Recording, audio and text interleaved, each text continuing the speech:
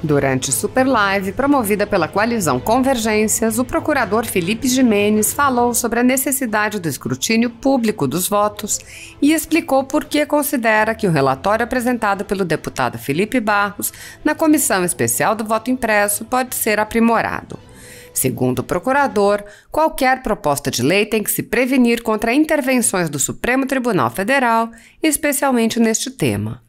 O procurador explicou a necessidade do voto impresso para garantir o direito do cidadão de ter domínio sobre seu voto e afirmou que a lei a ser aprovada não pode deixar brechas para interpretações do Supremo Tribunal Federal. Gimenez afirmou: como nós temos uma Corte Constitucional que é desonesta intelectualmente em seus argumentos, somos obrigados a legislar deixando positivado o óbvio. Felipe Gimenez sugeriu que o relator incorpore conceitos fundamentais à lei para que não sobre espaço retórico para o STF fazer novamente aquele festival de bizarrices. O procurador alertou: o legislativo é que faz a norma. Nosso Congresso Nacional acostumou a ter o seu papel usurpado pela Corte Constitucional. A Corte Constitucional deve aplicar a lei, não fazer a lei. Assista. Boa noite a todos. Boa noite, Thomas, doutor Maurício, doutor Ricardo, meu querido amigo Marcos Mariani, boa noite. Vou falar de forma resumida, então. De fato, esse problema persiste há tanto tempo porque nós temos um problema num determinado nicho do conhecimento e ele é sempre tratado com enfoque em outras premissas. Nós temos nesse assunto, eu entendo que muitos crimes ocorrendo, mas é muito difícil caracterizar as figuras criminais, porque o direito penal, ele como toda norma restritiva, deve ser interpretada de forma restrita. Nos sobra muito pouco em termos de conteúdo para comprovação. A gente tem muito indício de condutas erráticas, mas as figuras penais específicas ficam um pouco difíceis de se concretizar. Até porque o grande mérito desse sistema é justamente cometer um crime perfeito na medida em que não deixa rastros. E aí eu prefiro sempre defender a compreensão de que a fraude está na essência do procedimento. Porque fala-se tanto na prova da fraude, muito provavelmente nós não teríamos prova da fraude, mas indícios de uma conduta irregular. Muito embora existam técnicos da matemática que entendem provada a fraude, e eu respeito essa compreensão, confesso que não é minha área. Eu prefiro pensar em termos substanciais de que nós temos uma fraude na essência do ato.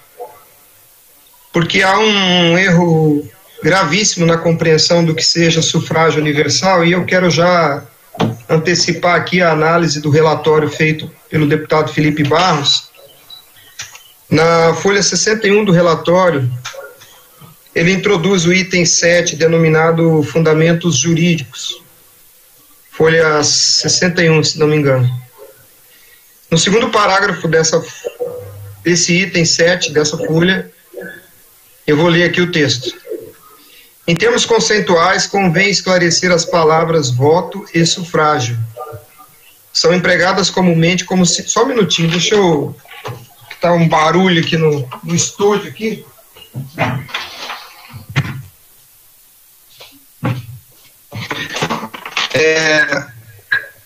Em termos conceituais, convém esclarecer as palavras voto e sufrágio são empregadas comumente como sinônimos. Ele está construindo essa proposição com base num texto que ele transcreve do José Afonso da Silva. E ele prossegue: como afirma José Afonso da Silva, a Constituição, no entanto, dá-lhe sentido distinto, especialmente no artigo 14, o sufrágio expressa o direito, já o voto, o seu exercício. E, por fim, o escrutínio, o modo do exercício. E aí ele arremata na frase seguinte: o sufrágio é um direito público subjetivo, o seu exercício é, por fim, o escrutínio, o sufrágio é um direito público subjetivo que tem o cidadão de eleger, de ser eleito e de participar da vida política do país. O voto, por sua vez, é a concretização desse direito. Muito respeitosamente, eu quero dizer que José Afonso da Silva está redondamente equivocado a respeito disso aqui.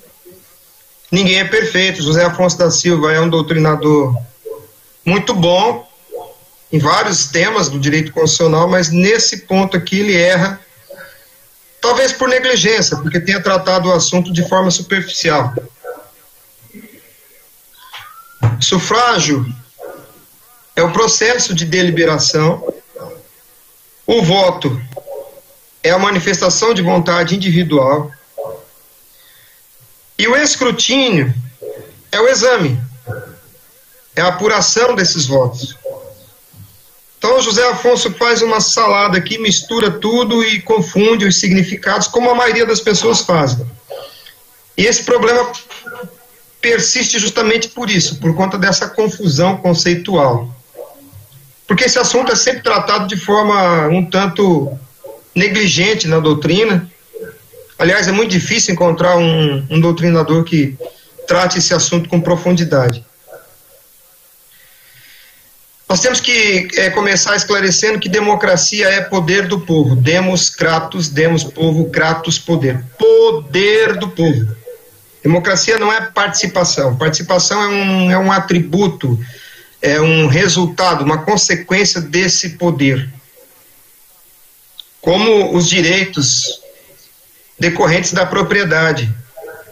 Usar, gozar, dispor. Esses direitos da propriedade decorrem da propriedade. Os direitos que nós exercemos em razão da cidadania decorrem da cidadania, e a cidadania é, na essência da democracia, é poder do povo. Por isso que o artigo 1º, no parágrafo 1º, diz: todo poder emana do povo. Emana, flui. O tempo todo flui do povo, não deixa o povo. Aquilo que a autoridade pública faz, o faz porque recebe esse poder do povo, mas não o recebe de forma a aliená-lo. Esse poder decorre de uma relação de mandato. O agente público é um mandatário do povo, porque o poder sempre flui do povo, ele não deixa o povo. E sendo democracia poder do povo, o sufrágio é esse momento em que os cidadãos fazem um debate, deliberam uma questão de interesse coletivo, examinam as propostas de solução desse interesse coletivo, sobre a conveniência e inconveniência delas, avaliam a legitimidade daqueles que participam do debate, no caso, a cidadania de cada um que participa do debate, e se posicionam, se filiando a determinada proposição que está em debate. Votar é isso, votar é fazer voto, é dedicar-se a alguma coisa. Quando eu escolho, por exemplo, alguém para presidir a República do Brasil, eu estou me filiando, eu estou me comprometendo com essa escolha. E ao fazer essa escolha, a manifestação dessa escolha é o voto. O sufrágio é o processo de deliberação onde todos se manifestam, todos se ouvem e, ao mesmo tempo, todos têm a oportunidade de examinar a legitimidade de quem se manifesta sobre poder ou não participar do debate, ou seja, ter cidadania, legitimidade para votar, o conteúdo do voto, que é a declaração de vontade, e a apuração da vontade que prevalece por encontrar majoritário apoiamento, né? Encontrar apoio da maioria. O escrutínio, que infelizmente José Afonso da Silva chama aqui de modo de exercício, escrutínio é exame de escrutar, e o escrutínio não é o exercício. O escrutínio é a apuração da manifestação dada por todos, que escrutare, exame, é examinar. E por que o sufrágio é denominado universal? Porque ele só se dá, ele só ocorre nesse universo formado pelos indivíduos que têm legitimidade para se manifestar, e a manifestação de cada um tem como destinatário os demais. O voto tem como destinatário o próprio povo. O destinatário não é o agente público do serviço eleitoral, nem o candidato, nem o partido. O destinatário é o próprio povo, porque como numa reunião qualquer, de condomínio, de um clube social, ou até de uma diretoria de uma empresa, na reunião, a manifestação de cada pessoa que participa da reunião, da deliberação do debate, legitimamente, a manifestação de cada indivíduo tem como destinatário os demais indivíduos que estão lá legitimamente participando do debate. Então, o voto tem como destinatário os demais indivíduos que compõem o universo do sufrágio. Sufrágio é subfragor, alguma coisa que se faz debaixo do fragor, barulho de deliberação. O que os gregos inventaram quando criaram a democracia foi exatamente isso, o sufrágio universal como método de solução dos interesses coletivos, porque outros povos atribuíam a uma pessoa o mérito de escolher a solução daquilo que resolveria o interesse coletivo. Monos arquê, monarquia, poder de um só. Seja rei ou qualquer outra figura, o fato é que uma pessoa decidia pela vontade de todos.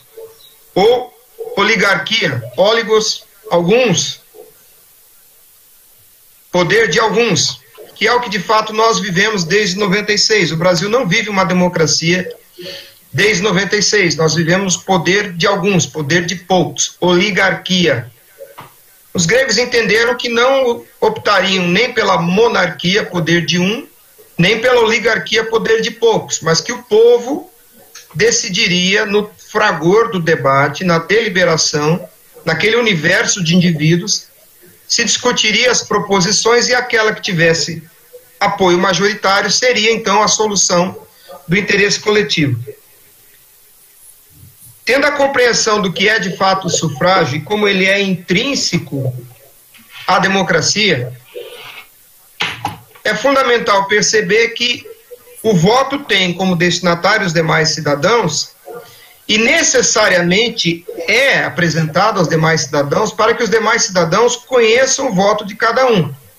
Isso não significa conhecer o indivíduo que vota, mas conhecer a vontade manifestada. Portanto, é possível exercer o voto privativamente, porque a cláusula do voto secreto não é atributo do voto ser secreto, mas do exercício de votar, porque o voto é conhecido na medida em que é apurado, portanto não é o ser voto que é secreto, mas o exercício de votar.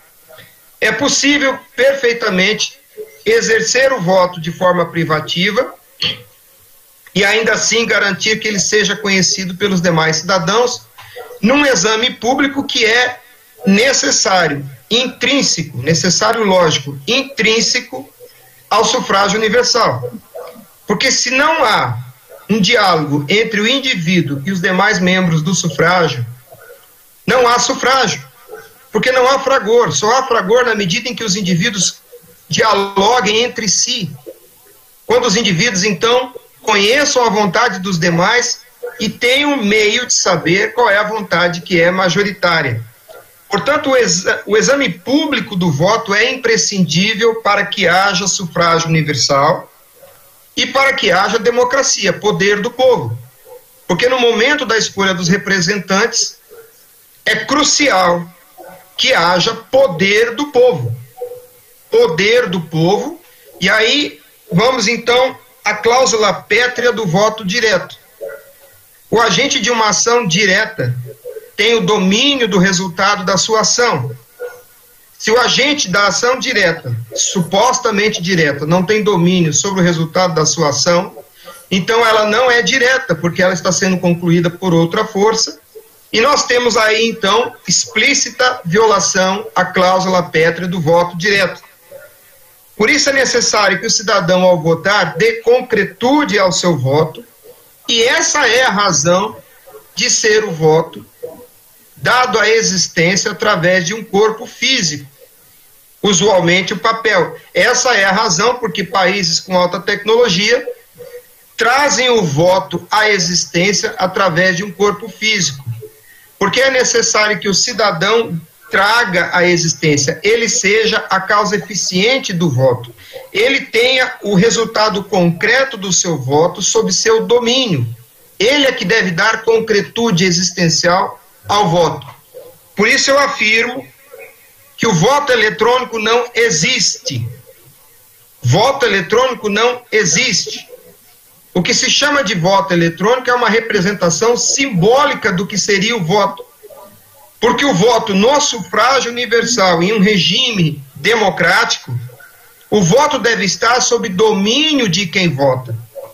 E não sendo o ser humano capaz de ver ou de ser sensibilizado por pulsos elétricos, não tendo ele, cidadão, domínio sobre a existência do seu voto, então esse não é o voto do cidadão. Porque o voto do cidadão só existe se ele for entregue nessa relação jurídica de cidadania que se estabelece entre o indivíduo e o universo do sufrágio, ao apresentar a sua vontade concreta aos demais membros do universo do sufrágio. Se o cidadão não tem o domínio de concretizar o seu voto, qualquer que seja a representação simbólica da sua ação, não é o seu voto. E aí eu arremato dizendo, desde 96, a máquina de votar é que vota, não é o cidadão.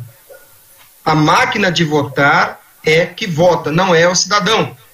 Porque o cidadão não tem domínio sobre o resultado concreto do voto.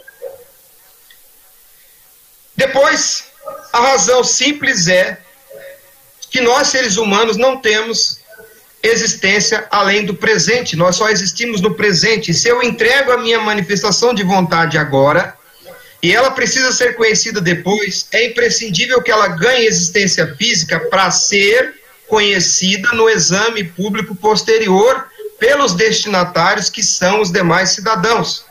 Essa é a razão do uso do papel.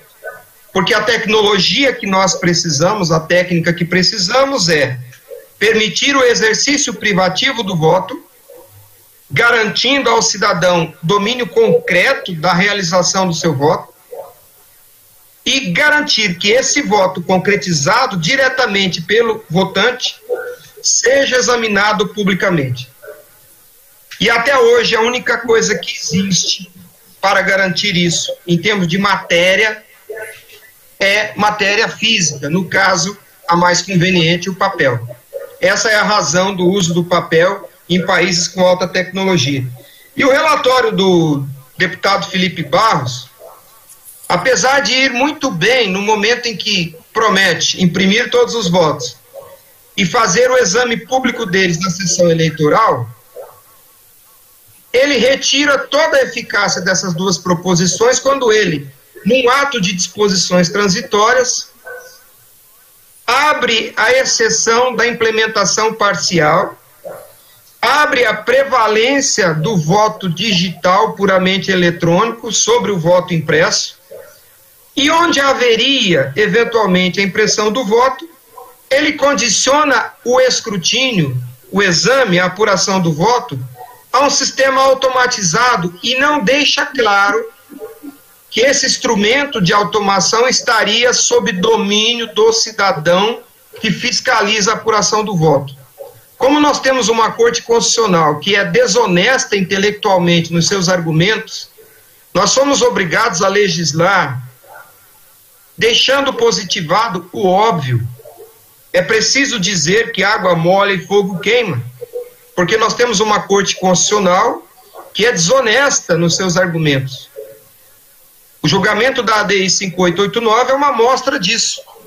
Argumentos bizarros, desonestos intelectualmente, e o legislador precisa se precaver disso. Por isso eu pedi ao relator Felipe Barros, insistentemente, que na fundamentação jurídica trouxesse os institutos jurídicos relevantes e incorporasse na emenda os conceitos de sufrágio universal, de voto, de escrutínio público, da aplicação do princípio da publicidade no processo, da natureza jurídica do voto e de quem é o destinatário do voto, Pedi também que ele definisse a aplicação do princípio da anterioridade ou da anualidade que está no artigo 16, esclarecendo que esse princípio só se aplica às regras que interferem na paridade de armas entre candidatos.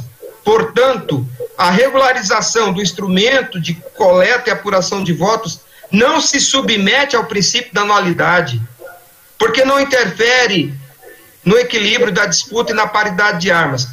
Disse a ele, é fundamental que se estabeleça os limites conceituais para que não sobre espaço retórico para o STF fazer novamente aquele festival de bizarrices. Infelizmente, o voto não traz. Eu soube que o relator está fazendo algumas correções no dia de hoje, e talvez na segunda-feira ele apresente correções. O ideal seria que ele trouxesse os institutos jurídicos para se precaver da desonestidade intelectual da Corte Constitucional Brasileira, trazendo na própria lei os conceitos, porque afinal de contas, a fonte do direito é a norma, e o legislativo é que faz a norma. Nosso Congresso Nacional acostumou a ter o seu papel usurpado pela Corte Constitucional. A Corte Constitucional deve aplicar a lei, não fazer a lei. Em resumo, a minha colocação a respeito do assunto é essa. Eu abro para os senhores aí, agradeço pela atenção.